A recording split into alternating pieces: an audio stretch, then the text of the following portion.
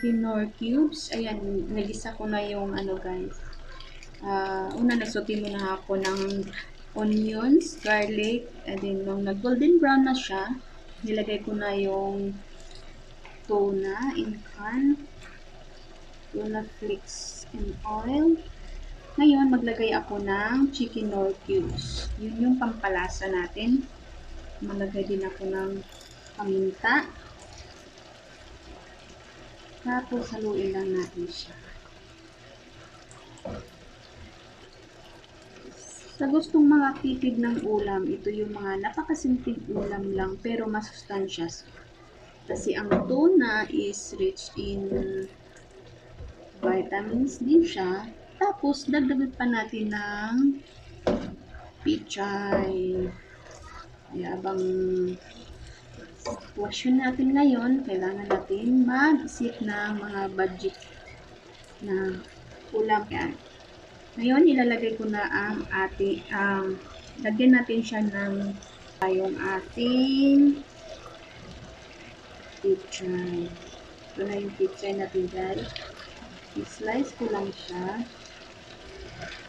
Tapos, haluin. Habang niluluto mo siya, habang ginigisa mo yung tuna, maamoy mo talaga yung bango niya. Amoy mo yung garlic, onions, plus yung chicken cubes na nilagay natin.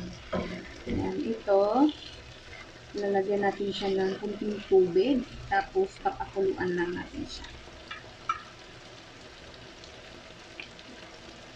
Depende lang sa inyo kung ano yung, gaano kadami yung lagyan yung tubig. Ako, ayaw ko masyadong masabaw. Kaya, kunti lang. I-simmer lang naman natin siya hanggang maluto yung pechay. Din, lagay ko ng kunting asin. Kunti lang talaga yung asin. Kasi meron naman na tayong nilagay na chicken cubes. Tapos, naglalagay din ako ng basil. Ang padagdag guys. Basil leaves. And that's it. Ayan, papakuluin lang natin siya. Yung pagtimpla ko dito is depende lang sa aking panlasa. Kung gusto nyo na mas masarap, na depende lang sa inyo kung ano yung gusto nyo idadagdag. Basta sinishare ko lang sa inyo kung paano ako magluto at paano ko tinitimpla yung mga niluluto ko na kaya sa ating bulsa. Pero masustansya naman siya. At anytime, may pang-ulam yung family natin. So, ayan. Ganito na siya. Kahit ganito lang yung ating niluluto, matatakam ka at mapaparize ka pa din. Kasi masarap at masustansya pa rin siya. Ayan na siya. Malapit na siyang maluto. Kunting kulo pa. Medyo ko lang yung tubig para mabawas-bawasan. Then, hindi ko na siya masyadong ihalo-halo pa para yung gulay hindi siya madurog, mas lalong madurog pag panay haluin yung ating niluluto.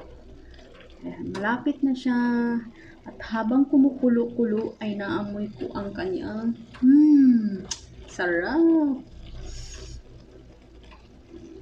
Yan, mapaparize na naman tayo nito. Ayan na guys. Kumulo na siya ng kumulo. Yung tuna, depende lang sa inyo kung anong klaseng tuna ang gagamitin nyo. So, yung ginamit ko dito is yung may tuna chunks din kasi ito, hindi siya chunks. Ayan. Pwede rin yung tuna with flakes on oil. Meron ding tuna na may spicy tuna din kung mahilig kayo sa spicy. Basta, ang importante, lulutuin nyo with love kasi mas lalong magugustuhan ng family niyo pag may kasamang pagmamahal ang inyong pagluluto. Ayan na siya guys. Malapit na siya. Ayan, that's it. Yan, kainan na tayo. Bango talaga niya. Siguradong mapapasarap kayo. Ito ang aking tuna with pechay. Sarap. Budget meal ulam.